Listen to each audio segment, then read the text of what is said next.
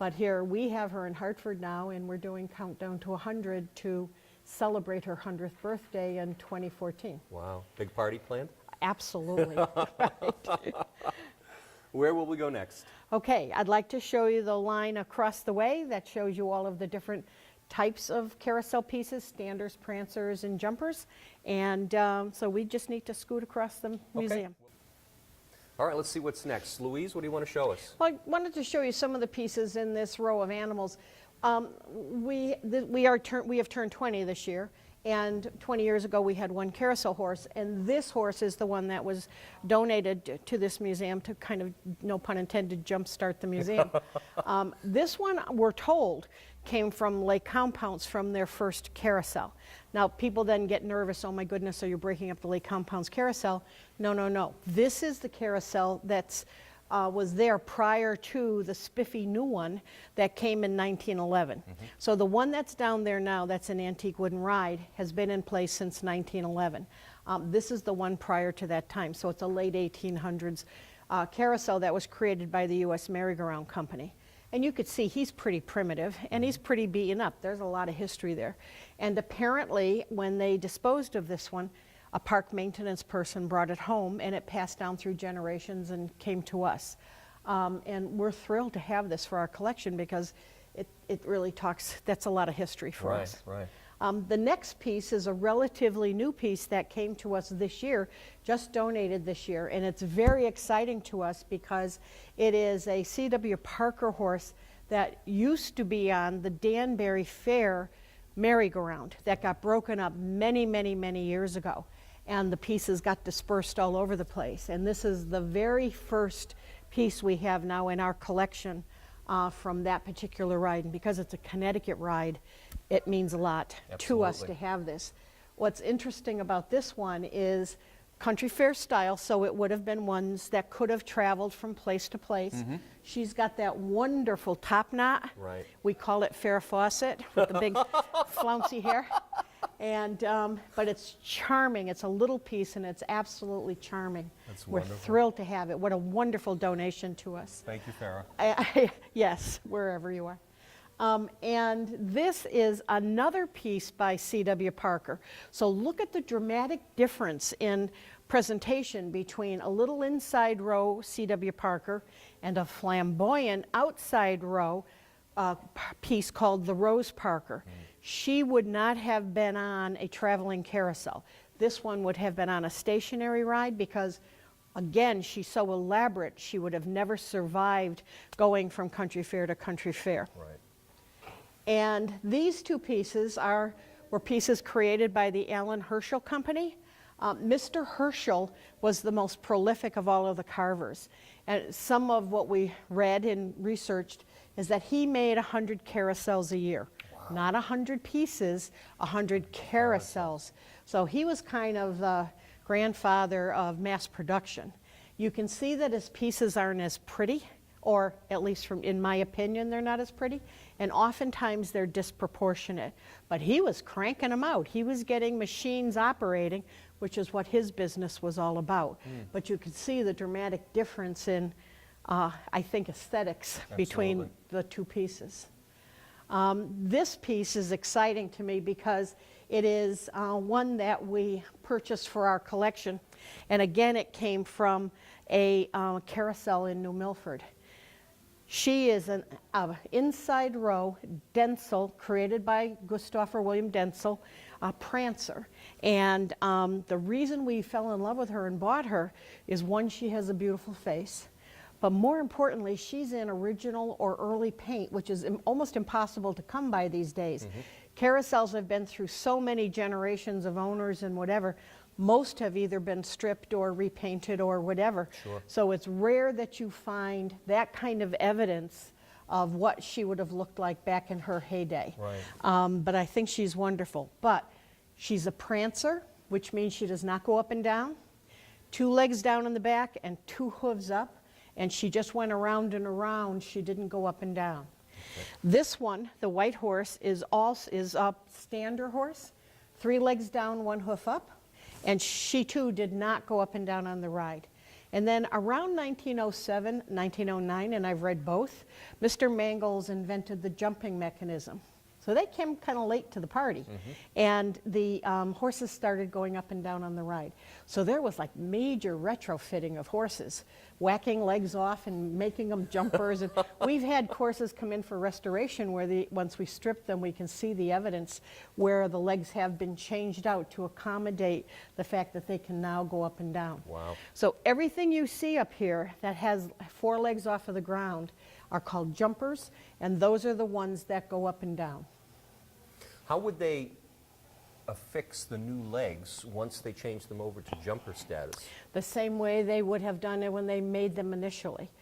Doweling and glue. And that's it. And that's it. Wow. That's why at the end of every season, and we're about to do this at the start of the season in Hartford, we have our broken legs that somebody puts in my hand. Instead of people using the step-ups to get on the horse, they use one of the legs, and because there is, and thankfully there is no metal holding it together, because then it would probably splinter, people step on the leg and there's the break. You want it, if it breaks, if it has to break, you want it to be as clean as possible. And that's what happens. Wow. Louise, this is a beautiful horse with all the jewels. What can you tell us about it? This is an interesting animal, and he happens to be one of my favorites in the room. So you have good taste. This horse was created by Charles Carmel. He was the carousel carver. And then Mr. Borelli, who was a carousel maker, would buy pieces from Charles Carmel, and he would bejewel and bedeck them. So this was not Charles Carmel's intent to have all of these jewels in the animals.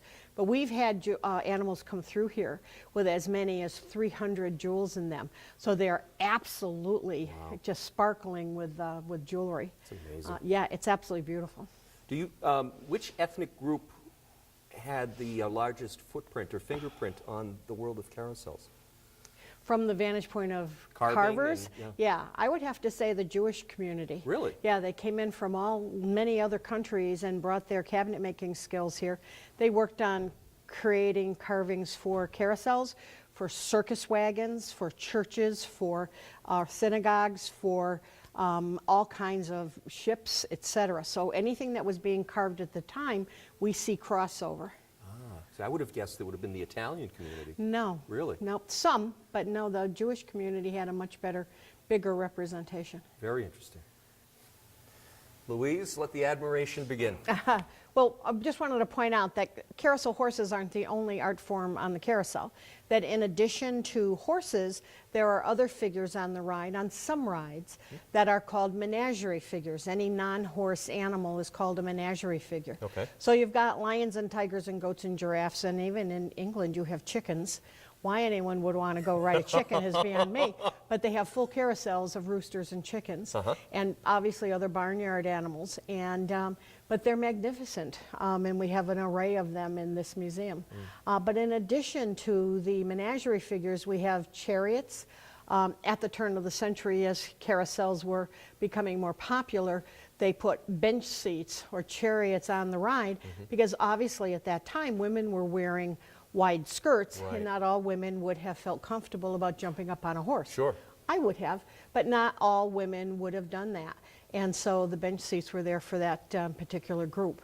And then obviously the spectacular rounding boards that are the valance at the top of the ride, they were put up to hide the mechanism, obviously. Sure. And they used them for a variety of purposes. Obviously advertising boards and just decorative elements, but they're beautifully carved. Absolutely.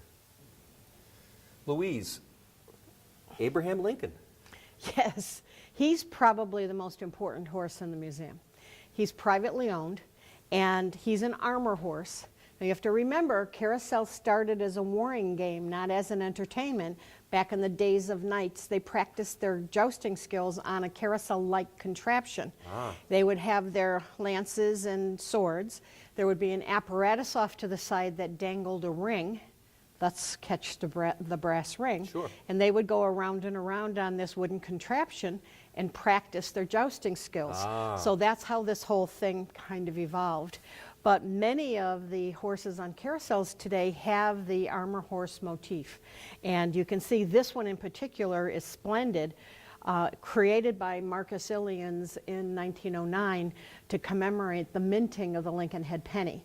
We're told that only 3 of these were created originally, and this is the only one we know of to still be in existence. Wow. And he is absolutely splendid. This is called the romance side of the animal. The master carver would have carved the head and this side of the body on all of the horses, but you can see the princess in the back is extraordinarily carved. And again, very important because she has a signed breastplate from M.C. Ilians, and that was just almost unheard of. They didn't sign their pieces. You have to just kind of know today that who did it. But this is called the romance side of the animal. So facing out is romance, and was there a Right. name for the other side? Yes, and we'll show you the other side. We'll show you the flip side. You mean you never looked at the back side of a horse? As you're selecting your horse you're going to ride, you're standing off the ride looking at these going around and around. So that's the only side you saw. So they didn't bother to put any energy into the apprentice side.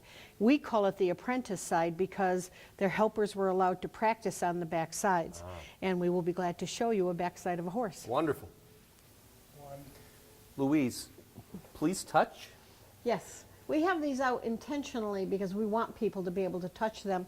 But these are not wooden American carved antique carousel horses. These actually probably were made in Thailand, possibly Mexico, but they're bogus. Now there's nothing wrong with these. If you like it and they're not misrepresented, then yeah, sure, go ahead and buy them. We have difficulty when they're misrepresented and people try to sell them as antique American carved carousel horses. I see. There are some distinctive ways to tell. One, if you remember from what we talked about earlier, that the carousel is only ornately carved on one side. Right. And if you look, you have I ornate noticed. carving on both sides, which means there's something wrong. And also, if you look at where the eyes are in the skull, compared to a real American carved carousel piece, these we call predator eyes because they're looking right at you, and they are clearly not an American carved carousel horse. And sadly, there are people out there who are selling these and misrepresenting them. And we try to tackle that every chance we learn about it. Sure. And then, as I said, they're terrific, and if you want to buy one and it's not misrepresented, we don't have a problem with it. Right. And in this example, the horse's eye actually looks like it's bulging out of his head. Yes, it does. I'm really shocked at the number of people who purchase these who don't check with us first, and they pay thousands of dollars for something that's really not valued more than like $500. So I think that's too bad. I mean, would you buy a car without researching it? I was just going to ask you what a price might be for a Maybe Thai or Mexican. Yeah, maybe 500. It depends on the piece. I actually have one of the pieces in the education room that's a giraffe that I think is beautifully carved. It too came from either Thailand or Mexico, so it is not an American carved piece, but it's splendidly carved. And when it was donated to us, we actually joked that somebody in Thailand finally learned how to carve. Yeah. And that concludes part 1 of our visit to the New England Carousel Museum in Bristol, Connecticut. Thank you for watching episode 2, coming soon to Grafton Community Television. I'm Bob DeToma, and remember, we're all living history right now.